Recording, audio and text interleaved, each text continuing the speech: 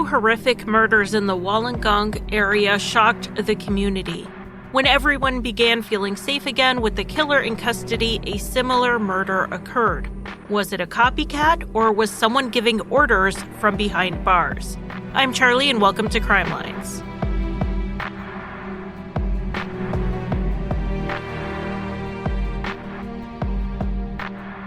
Welcome to Crime Lines. Welcome back if you've been here before. Don't forget that I also have videos up on YouTube, true crime cases that aren't things I cover here, and what I cover here isn't what I cover there. So if you want more content, head over to YouTube. I'm also having other true crime podcasters on my live streams once or twice a month. So if you go over now, you can watch the one I just did with Aaron from the Generation Y. We talked about podcasting and the Alonzo Brooks case, and also the conversation talked a little bit about the developments in the Delphi case. Soon, I'm going to have Nina from Already Gone on, and we are going to ask her questions about true crime and podcasting, what cases she wants to see solved, have her tell us about some cases she's interested in. So again, that's on YouTube. Go check it out. Go subscribe so that you know when I go live and when I post new videos, which is generally twice a week. I don't know if any of us are ready to jump into this case this week, but we're going to do it anyway. I found it when I was looking up information on a listener suggestion for a different Australian case where the victim's first name is Belinda. This case ended up popping up because of location and name, and before I knew it, I was way too far down the rabbit hole to not cover it. And the main reason I ended up down a rabbit hole with this case is that every article I read left me saying, wait, what? And it took a bit to untangle this. This is the case of the Krevel family. Accusations of abuse and multiple graphic murders give this episode just a very general listener discretion warning.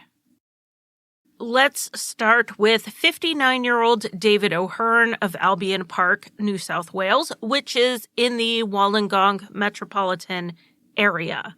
He was a shopkeeper, and on June 13th, 1998, he didn't show up to open his store. In the few years that he ran the store, David always opened by 7 a.m. When his employee showed up and David wasn't there, he called David's sister, Patricia, to see what was going on. Patricia had no idea why David hadn't shown up to work, so she went over to his house to check on him. What she found was horrifying. I really don't know how much of the scene she saw or she processed before she called for help, and I truly hope from the depth of my being that she didn't see much. The police responded to the call and found David's body decapitated, missing a hand, partially disemboweled, and mutilated. He had been killed the night before on the 12th. David's head was found in the kitchen sink, and it had obvious blunt force trauma. His hand that had been severed was found on the couch. Small mercies here, but the dismemberment was after death. The blows to his head would have been fatal. Based on the blood spatter, David was on the ground for almost the entirety of the attack, so he may have been unconscious from the first blow. On the wall, painted in the victim's blood, was a pentagram, an inverted crucifix, and above the pentagram was the word Satan written out. The word Satan was also written on a mirror above a side table. Near the body on the floor were knives, a razor, and a small saw. They all had blood on them, and matching knives and tools were found in the home in the kitchen. The killer did not bring these things with them. They used what they found at the scene. The tools were from a cabinet that was above the refrigerator. To even see into that area, you would have to be at least 6 feet tall or taller. So they did believe that was the height of the killer. Also in the kitchen, next to the sink, was a pair of fingerless exercise gloves. They were still damp and inside out. They did not appear to be David's. The investigation showed that David had closed his shop at 5 p.m., and then he went to the grocery store. He actually bumped into someone he knew there, had a little conversation, mentioned he was going to have lunch with his mom the next day, and David would have then driven home, and his car was found parked in his garage. But the groceries were still in the trunk. He didn't have time to put them away. So the authorities assumed David was interrupted by the killer shortly after arriving home. When and why would he have had exercise gloves on during any of this? And if they were from the morning before he went to work, surely they would have been dry over 24 hours later when the police arrived. They believed the killer wore them, and he got them wet when he washed blood off of his hands. And since they were fingerless gloves, there was a good chance the killer left prints behind, and he did. A heavy crystal wine decanter had blood on it, and it was suspected of being the initial murder weapon, the thing the killer used to strike David down. The decanter and the lid were tested for prints, and one fingerprint was found on the lid. The authorities ran it through the database and didn't get any hits, meaning the person hadn't been charged or convicted for anything. It seemed so bizarre that a quiet, introverted man who lived alone, like David did, would be subjected to such a violent death. He had absolutely no known enemies, and the only real clue to motive was that this may have been a hate crime. David was gay, but he wasn't open about it. Investigators found evidence in his past of maybe 3 relationships during his adult years, and even those close to him didn't know he was gay. So even as a hate crime, this seemed unlikely because someone would have had to have known he was gay. Robbery was a possibility because some small but valuable items were taken, and the drawers were ransacked. But the death seemed far too violent for that. If David interrupted a robbery when he came home, why would a robber then dismember him and mutilate his body? There was also no forced entry either. It's always possible David forgot to lock his door, but the investigators leaned towards this being someone David opened the door for. And because he was attacked from behind, it would have been someone that he felt safe enough to turn his back on. Not necessarily someone he knew, but someone he didn't perceive as a threat. Because of the satanic imagery left on the walls, the investigators asked around about anyone in the area who was interested in that sort of thing, and a bunch of people pointed the finger down the road towards a man named Keith Schreiber. When the police went to Keith's house to talk to him, he wasn't there, but his friend Mark was. Mark lived in the home, sort of. He was kind of a couch surfer, but at the time, that is where he was staying. The investigators asked Mark if they could look around, and he said yes. In Keith's room, the police were shocked to find drawings that were eerily similar to the crime scene. Some of it was honestly just generic satanic imagery, but some of it was more graphic and more on the nose. Things like pictures of bodies that were disemboweled and decapitated like David had been. We're not talking Church of Satan or Satanic Bible-style Satanism. This is more like violent horror movie-style Satanism. Even more than that, Keith worked at the fish market, and his job was to fillet the fish, so he was used to working with knives. The police tracked Keith down to talk to him, and he denied any involvement. He denied knowing anything about the murder or about David, and he gave an alibi, which was backed up by his boss. They had to be at the Sydney fish market early the next morning, the day after the murder, so Keith had slept at his boss's house that night so they could just pack up and leave first thing. It didn't seem likely that Keith had snuck out of his boss's house, traveled back to his own neighborhood to attack and kill David Hearn, and then got back, cleaned up, and ready to go in time to leave for Sydney. It just didn't look like Keith did this, even though he had those drawings in his room. Then on June 26, 1998, another man was brutally murdered in his home. This was Frank Arkell, the 62-year-old former mayor of Wollongong. Frank's body was found when a friend stopped by to drop some things off at his home. Like David, Frank had been bashed in the head. This time it was with a lamp, and the cord of the lamp was wrapped around his neck. Frank had put up a fight, but his body had not been dismembered the way David's had been. But the overkill was still at play. And then after death, the killer stuck a few of Frank's own tie pins into his face. Unlike David, Frank Arkell was not a quiet person who kept to himself. Well, he kept to himself shortly before his death due to a massive scandal and major legal issues, but before that, he was an incredibly popular politician. He had been the mayor of Wollongong. He had been a member of state parliament. His policies to improve the city made him popular enough that he was called Mr. Wollongong. But that was before the scandal. And the scandal was worse than a scandal. It became public that Frank was being investigated for child sex offenses against many boys. Not just that, but he was implicated in being part of a pedophile ring, an organized system of abusers. He had already been out of office when this came out, and his fall from grace was as rapid as it was steep. Frank denied the accusations, but essentially had to go into hiding in his home while he waited for this to go through the legal system.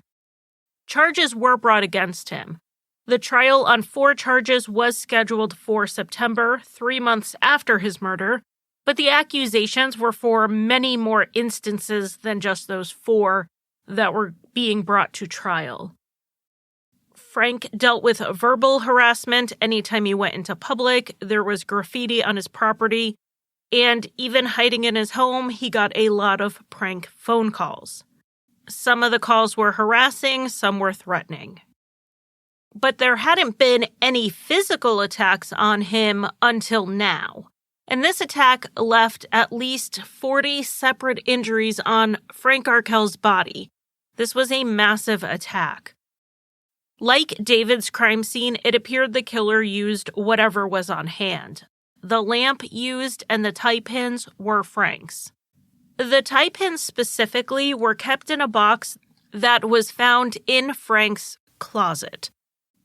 The police dusted the box for prints, assuming the killer had to handle it to get the pins out, and they found 1 print on the box that was not Frank Arkell's.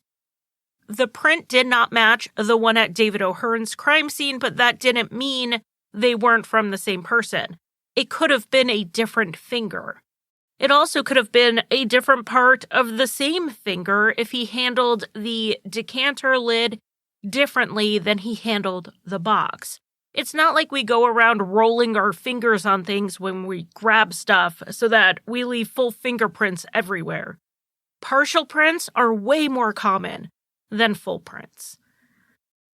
Also at Frank Arkell's scene were a pair of black Nike track pants turned inside out and a pair of blood-soaked boots from the brand Colorado. The track pants weren't a style Frank was known to wear, and the boots were the wrong size. The police believed the killer had taken them off at the scene to avoid leaving in bloody clothing, but walking around without pants on would cause just as much suspicion as bloody pants would have, and the investigators did determine a pair of Frank's pants were missing. It was fairly easy to spot because the missing pants were sweatpants that had a matching top. The top was there, but the pants weren't, and this was confirmed by Frank's house cleaner.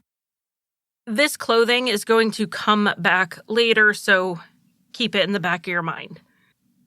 But at the beginning, they were not sure how important these clothes were going to be, and they were still trying to determine if David O'Hearn's murder was linked to Frank Arkell's. The investigators tried to find a tie between David and Frank in life.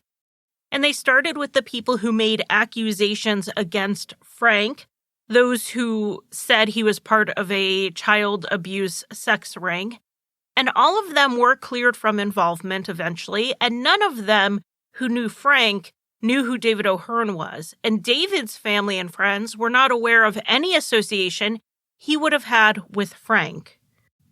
That didn't stop some media outlets from reporting that it was believed David and Frank were part of the same child sex abuse ring. The investigator said in a Forensic Investigators episode on this case that they never found any evidence of that. Not a hint, not a whisper. There were no accusations ever made against David. And they dug through every detail of his life. If it was there, they would have found it. It sounds to me like some reporters tried to read between the lines, except there was nothing there to read. Not only was David's family dealing with his death and the truly gruesome details, they had to hear these absolute lies being reported. David and Frank had no connection to each other, but the investigators still believed the murders may have been linked, even in motive, because there is one thing that they had in common, even though they didn't know each other, and that was that they were both gay. So the investigators broadened their scope to look at other murders of gay men in the area, and a search on this found a similar murder in Sydney. 6 months before the David and Frank murders, Trevor Parkin was killed in his home. He had also been smashed in the head, this time with a bowling pin, and he was partially dismembered. The crime scene was, frankly, pretty similar to David O'Hearn's. And Trevor had been convicted of child sexual abuse charges. Now, while Frank Arkell hadn't been convicted, that may be linking the cases by motive. There was a distance between the crimes here. David and Frank lived near each other, making investigators believe the killer was local. But Trevor was killed in his home over an hour and a half north. There was a whole handprint found at the scene of Trevor Parkin's murder, and it didn't match either of the prints found at the Wollongong crime scenes. However, it was such a similar murder, so similar. And some items stolen from Trevor's apartment were found at the train station, and it was the train station you would be at if you were taking the train down to Wollongong, so maybe, for lack of better phrasing, the killer commuted to Sydney. There was enough to suspect the cases may be linked, but not enough to say definitively. So the 3 murder investigations were worked on separately, but with communication between the investigators. It turned out that 2 of the cases were linked, 1 was not, and what would crack the case was the clothing left behind by the killer.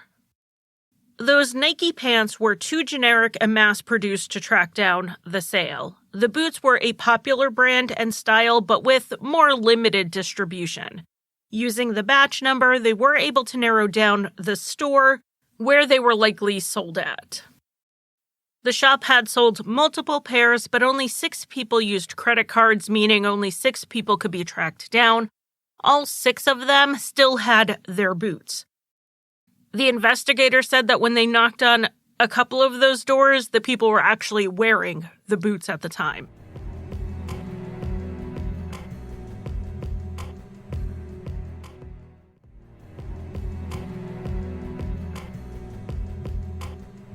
It was likely a cash purchase, and this put them back at square one. So the investigators decided to go public with the clothing. On the news and through Crime Stoppers, they broadcast the boots and the pants and asked people to call in if they recognized the items, and someone did. A woman called saying that her ex-boyfriend had the same pants and boots and he wore them regularly. until some point in June when he stopped wearing them. She even asked him about those items because he wore them so often and then suddenly they were gone. The boyfriend's response seemed overblown. He avoided giving a straight answer and seemed angry that she had even asked, which isn't usually the response someone gives to why they got rid of an article of clothing. She also said the boyfriend followed the murders of David O'Hearn and Frank Arkell very closely in the papers. She gave her ex's name as Mark Van Krevel. Mark had actually been interviewed already in the case. He was the same Mark who had been living with his friend Keith Schreiber, an early person of interest in the David O'Hearn murder. He's the one who let the police in the house to search, and he had gone to the police station to give a formal statement at that time. Keith had been cleared because he had an airtight alibi when David was killed, but Mark hadn't really even been looked into. Owning similar clothes as were found at a crime scene wouldn't be enough for an arrest, but if he was the killer, Mark was a danger to the public. He may have killed one person, but he may have killed 3. So authorities surveilled Mark closely while they kept working on the investigation. One thing they could do was compare Mark's fingerprints to what was left behind at the various crime scenes. And they might not have to ask Mark for the prints, which would then tip him off to the investigation looking at him. When Mark gave his statement, when he was interviewed after David's murder in relation to his friend Keith, they had the statement written up and handed it to him to sign. People often use one hand to hold the paper still on the table while they're signing, so they went back to the investigation files and pulled the statement. They fingerprinted it and managed to get nearly a complete set. After comparing the prints, they determined that they matched the prints left on the lid of the decanter at David O'Hearn's house and the box of tie pins at Frank Arkell's. They did not, however, match the handprint at Trevor Parkin's apartment. But to confirm, they wanted to get another set of prints, and the officer surveilling Mark saw him discard, it was a soda can or a soda bottle, in a public trash can, so they retrieved it and had it processed. The prints, again, matched. At this point, they're starting to get everything together to make an arrest. Not for Trevor Parkin's murder, but for the other 2. And then, on September 30th, 1998, as they're working on this, 19-year-old Mark Van Krevel, who had recently changed his last name to Valera, showed up at the police station with his Taekwondo instructor, and he confessed. Not to Trevor's murder, but to the other 2 that the police were about to arrest him for. It's not clear why Mark decided to confess to his Taekwondo instructor, who then talked him into going to the police. It doesn't seem like Mark was aware that they were closing in on him. Mark claimed he came forward because he had to get it off of his chest. He was feeling guilty, but the way he talked about the crimes in his recorded confession was so emotionless and detached at times that it was so hard to imagine that feelings were involved at all, but it really is the only explanation offered. Not only did Mark go to the police and give a statement at the police station, he also went with them to the crime scenes to give all the details they could ever want. Mark said that in the case of David O'Hearn, he actually had no idea who he was. He didn't know David was gay. He said he was simply angry and made up his mind to kill someone that day. Asked what he was angry about, Mark just said, stress. He wasn't very specific. Mark said he had passed David while he was out in his yard and decided that is who he would kill. Mark approached David around 6 p.m. under the pretense of wanting to know if there were any rooming houses in the area he could rent. David's sister has said that David was a very giving person, letting people have credit at his store when they were in need. So it wouldn't surprise her that he would have tried to help Mark under this ruse. Here was Mark claiming to be a teenager who was homeless and needing somewhere to stay. David invited Mark inside to talk about the area and what options he had for housing. Mark said he sat down on the couch and David offered him something to drink. When David got up and turned his back to Mark to go get that drink, Mark attacked. He grabbed the wine decanter and hit David from behind. He continued to beat David in the head until he was sure he was dead. Then Mark looked around for things to steal. He spent 30 minutes in the house looking for things to take and also to continue the attack on David's dead body. Mark said he made the satanic marks on the walls using David's hand as a paintbrush. Then he left the hand on the couch. The reason David's head was in the sink was that Mark considered cleaning it and keeping it as a trophy.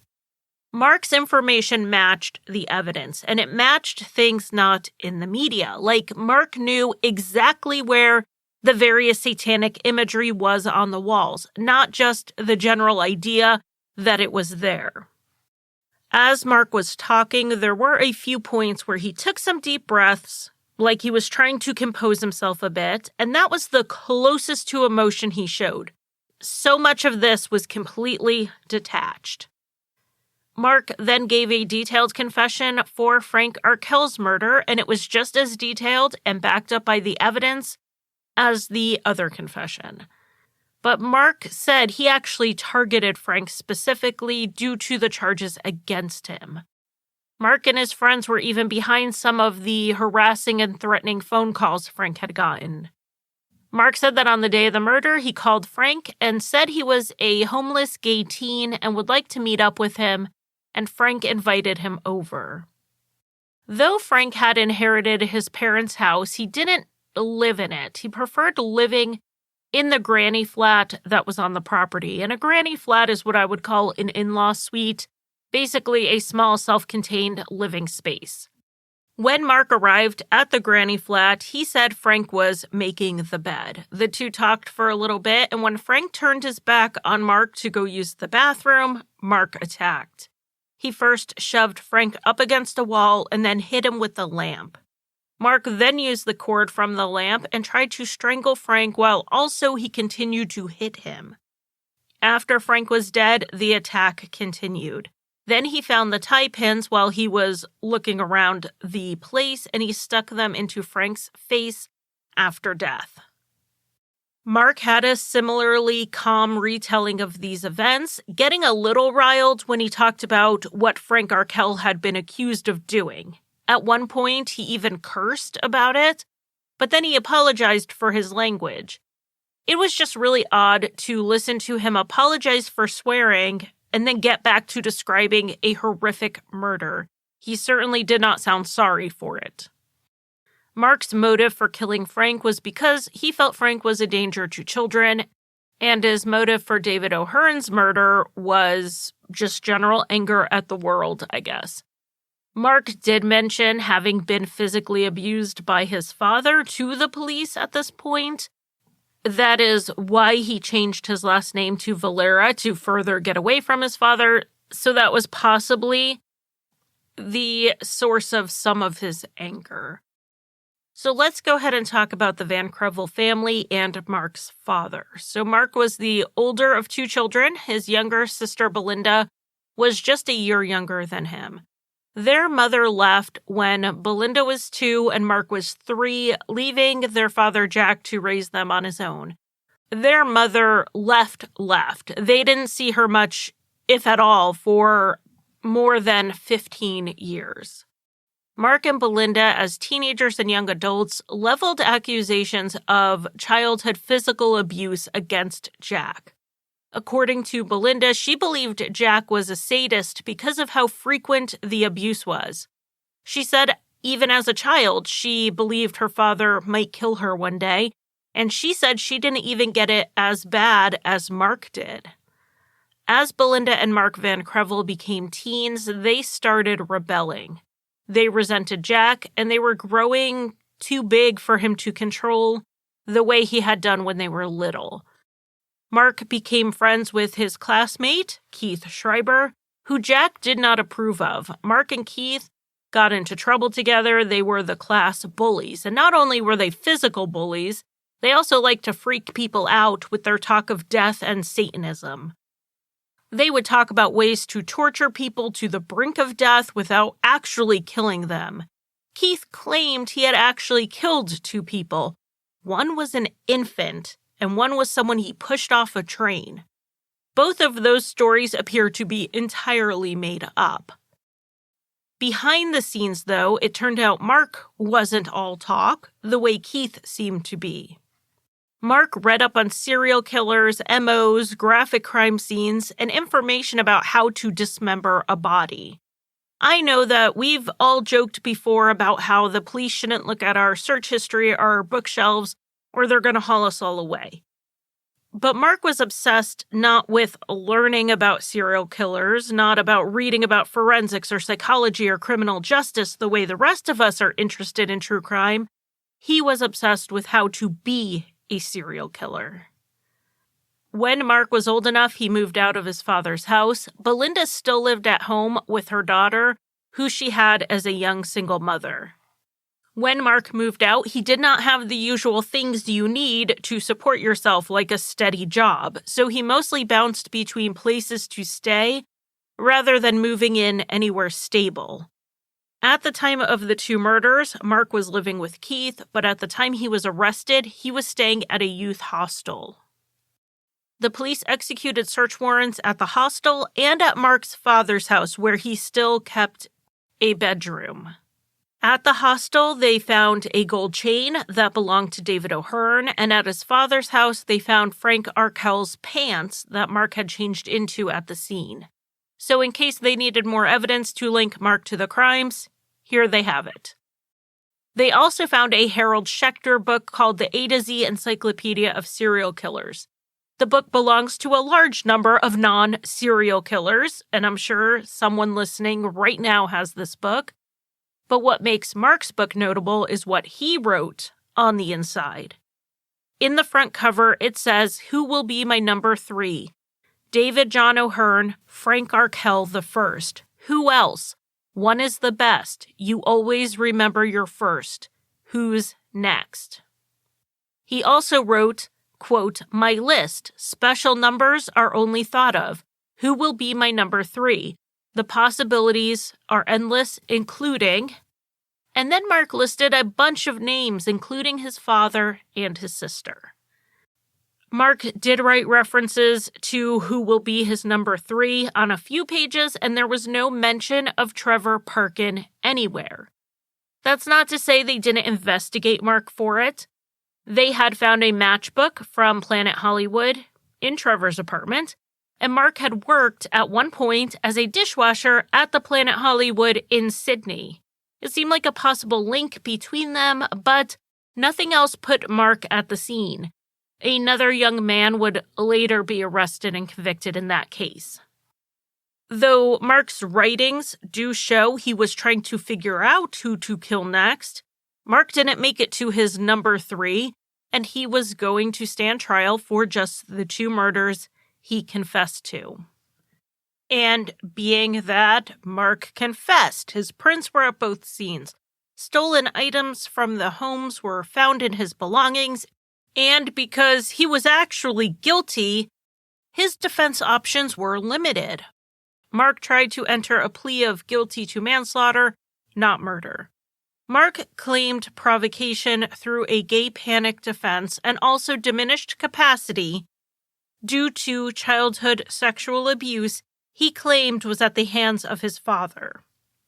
Mark's news story was that both of the victims propositioned him, and he lost control because it triggered flashbacks of sexual abuse he had suffered. This was the first time Mark had ever mentioned either of these things. Even his attorney didn't hear about it until several weeks before trial. Mark had previously told the police about physical abuse, but never mentioned sexual abuse.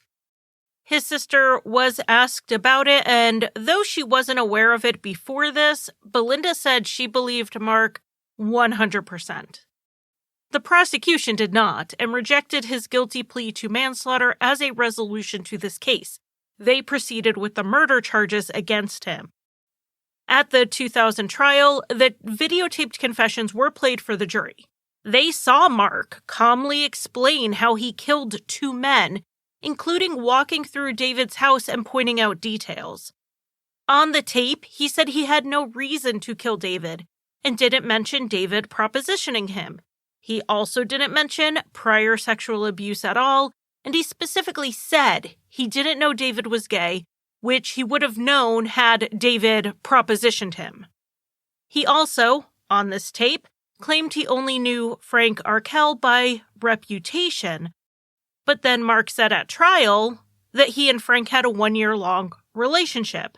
He never mentioned it before, according to him, because he was ashamed of it.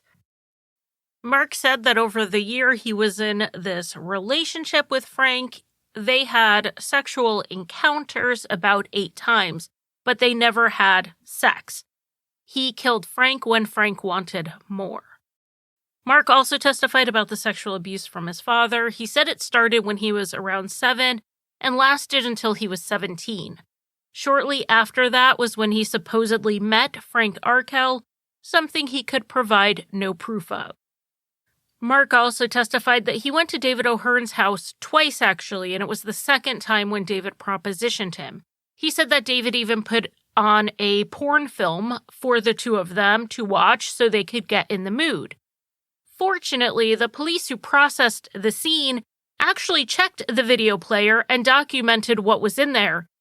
There was a tape that was a documentary about Queen Elizabeth. Another issue with Mark's new story was that he claimed David pulled his pants down when he asked Mark for sex. David's body was found with the pants pulled down. However, the blood evidence showed they were up when the attack happened. They were pulled down after. Mark did not hold up well under cross-examination when he was confronted with these inconsistencies. Jack Van Krevel also testified at trial. During his testimony, Mark crouched down so he couldn't see Jack and Jack couldn't see him.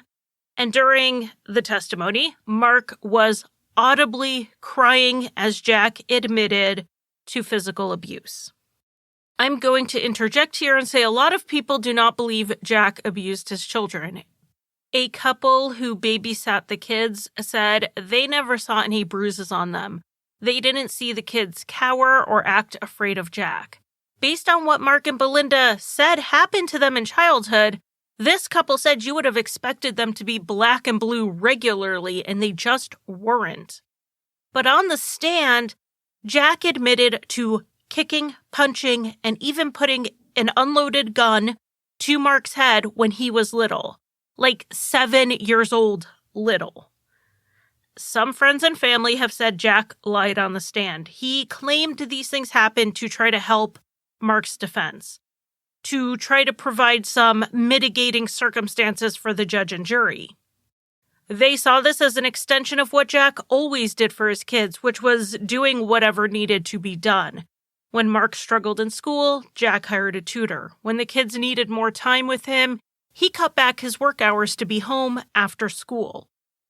He took a parenting course when they became teens. When they had an interest, he made sure they had what they needed for it, and that included expensive hobbies like motocross. When Belinda had her daughter as a teenager, Jack supported her and his granddaughter financially. But we don't know what goes on in someone's home, even when someone looks like Super Dad from the outside. We have Jack on the stand, under oath, admitting to the abuse. And we have his 2 kids, who both said it happened.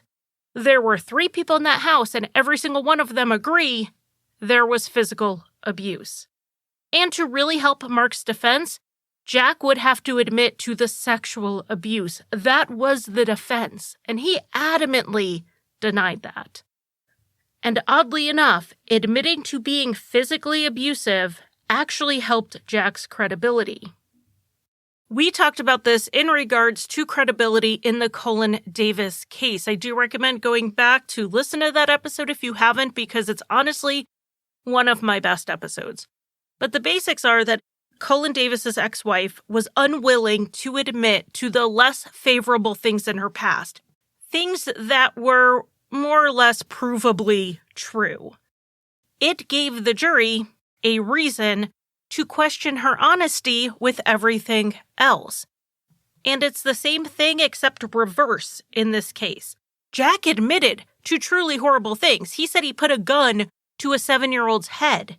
He said, I did all of these awful things, but I didn't do that. And that came across as credible under these circumstances. To drive it home, the Crown called an expert who interviewed Mark and found inconsistencies in Mark's story in his accusations against his father in regards to the sexual abuse.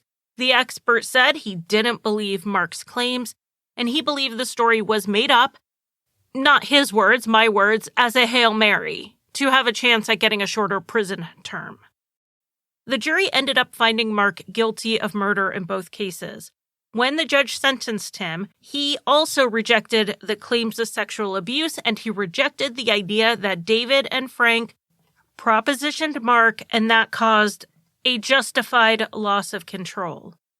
While I do agree with the judge that it didn't happen, Mark was not propositioned, it still makes me tense up when I see that the judge didn't denounce the gay panic defense. He just said it didn't apply. In Australia, it was called the homosexual advance defense. It was established the same way it was established here in the US through case law. Basically, people claimed it as provocation and it worked, so it became a valid defense. 3 years after Mark's trial, Tasmania was the first place in Australia to actually say, no, this is not a defense.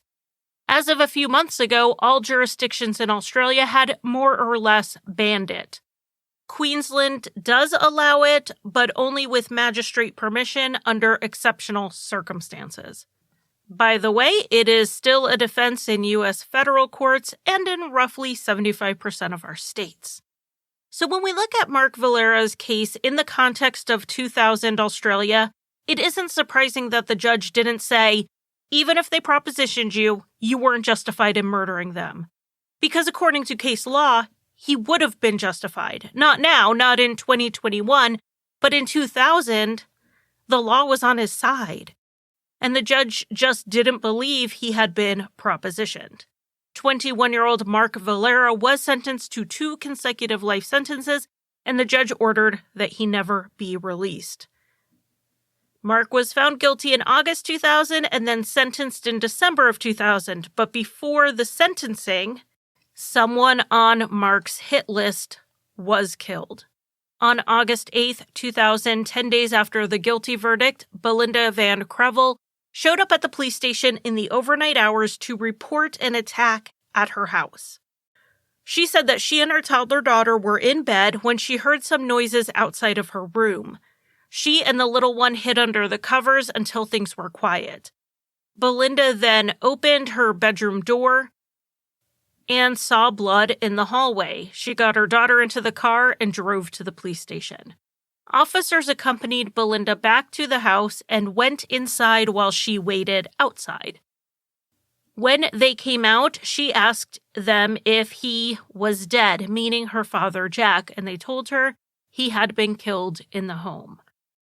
48-year-old Jack Van Krevel's body was found in his bedroom, partly on the floor, but with his upper body lying on the bed. He had severe trauma to the back of his head. At the foot of the bed was a hatchet, a fire poker, and a knife. The poker was one of a matching set in the house, and the knife matched ones that were in the kitchen. The hatchet was generic enough that it couldn't be said for sure that it came from the home, but the family did have one. But still, this just seemed very similar to the murders Mark had carried out, except Mark was in jail.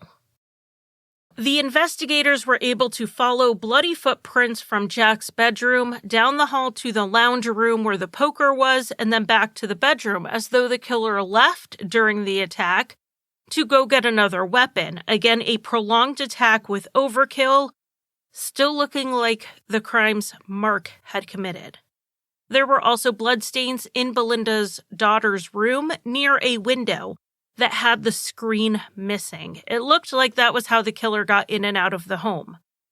The daughter was not sleeping in there at the time, but rather had spent the night in Belinda's room, and well, that seemed pretty conveniently fortunate. Belinda was interviewed at the police station. She gave a longer version of what happened, saying that the noises woke her up. She tried to keep her daughter quiet in bed, and then she heard her bedroom door open. She thought at that moment that they were dead, but then the door closed again. There were blood smears on the door handle, which did confirm what Belinda said happened. She said she waited until the noises stopped for a while, but then she got too scared to stay in the house. She was worried that her father had been hurt, particularly when she saw the blood, but she just had it in her mind that she had to get her daughter out of the house. The investigators asked Belinda who she thought could have been responsible, and she said she didn't know. She said she thought Mark was in enough trouble and didn't want to get him into more trouble, but this seemed connected somehow to her. Maybe Mark knew who did it or had them do it for him, possibly in exchange for something. They asked her who Mark might ask to do something like that. Belinda said she would say Keith Schreiber, Mark's best friend, but Mark had told her that Keith was gutless, so he wouldn't have asked him. But the investigators wanted to speak with Keith. Belinda said she had last seen him the day of the murder, so several hours before the overnight murder occurred. She and Keith had gone to the jail to visit Mark. But she wasn't able to see him because they hadn't made an appointment ahead of time, and they were turned away. They then hung out for a few hours before Belinda went home. Keith was homeless at the time, so Belinda didn't know where the authorities could find him. They ended up getting a tip that Keith was at the train station, so they quickly went out there and brought him in for questioning, in which Keith pretty much immediately confessed. They basically said, "Do you know what happened to Jack?" And he said, "I did it." His voice did crack as he said it. He said Jack had to pay for what he had done to Mark, and he also made comments referencing Belinda's little girl and protecting her from Jack.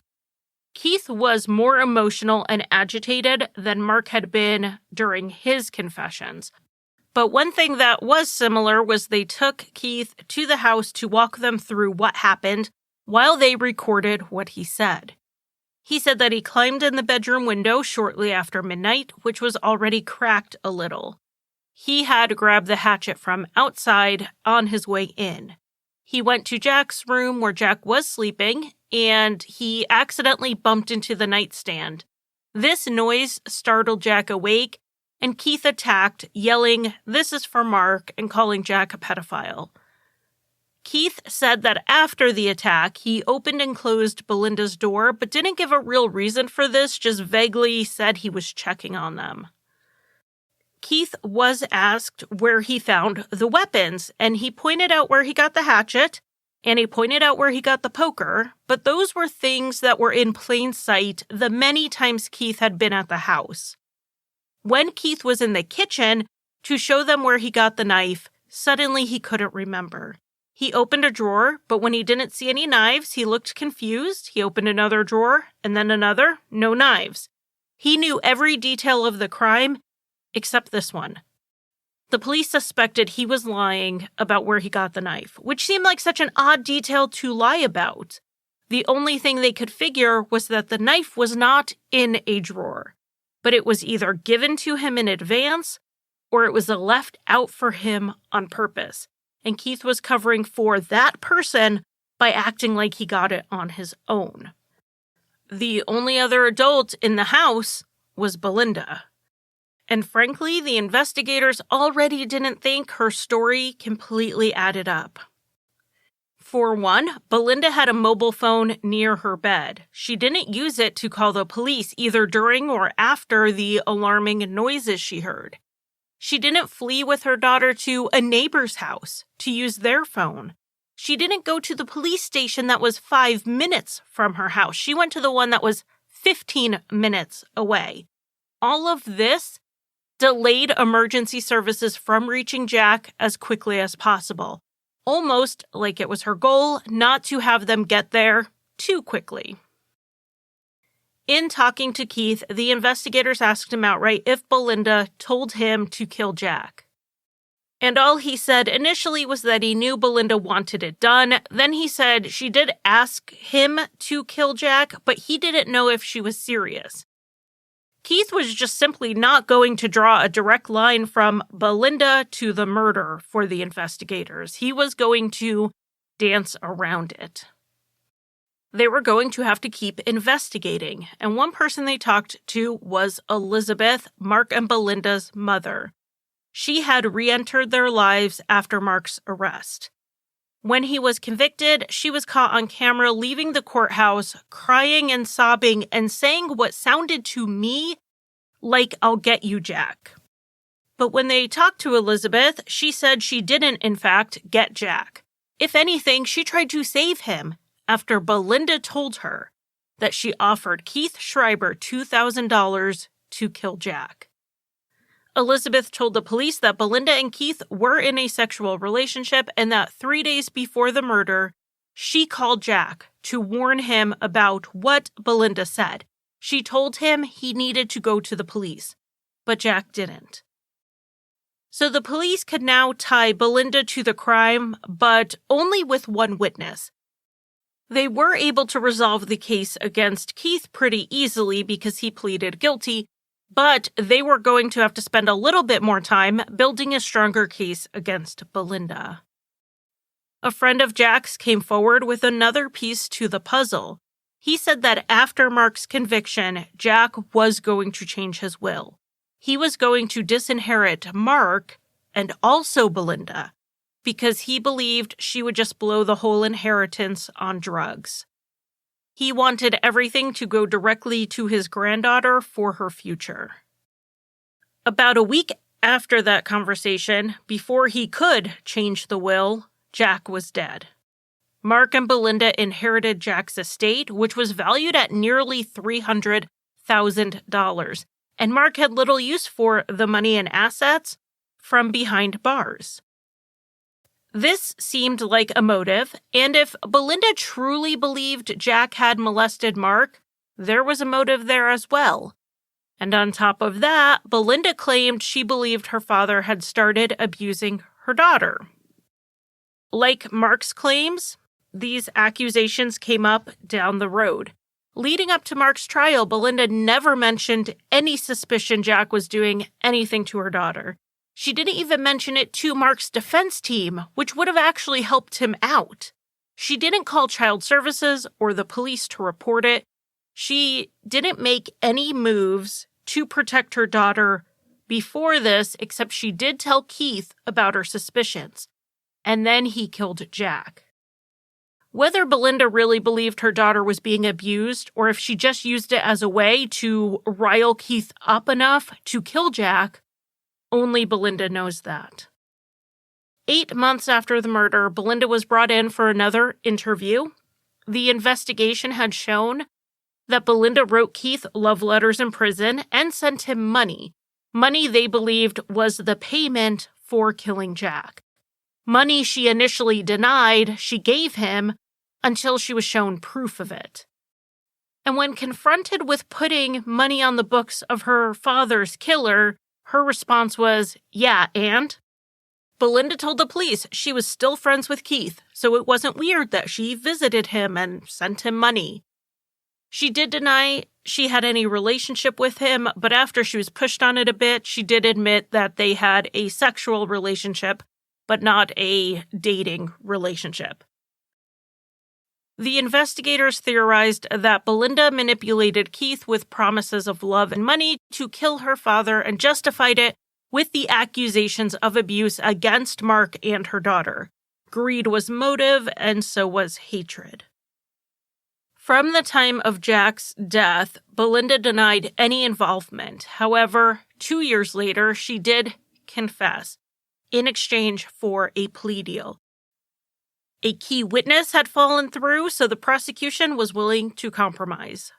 Belinda admitted to orchestrating her father's murder in exchange for 6 years in prison. The authorities were never able to link Mark to the murder as someone giving instructions from inside. It seemed interesting, quite a coincidence, that Belinda and Keith tried to visit him in jail just hours before the murder, but no one has ever implicated him in having knowledge before the fact.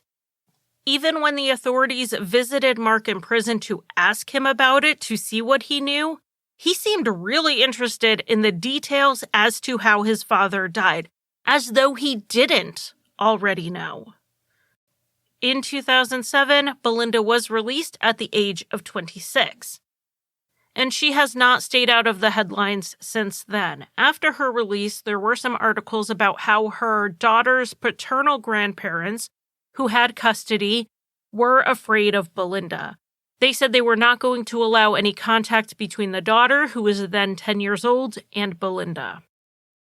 Those reports helped fuel Belinda Van Krevel's media nickname of Belinda Van Evil.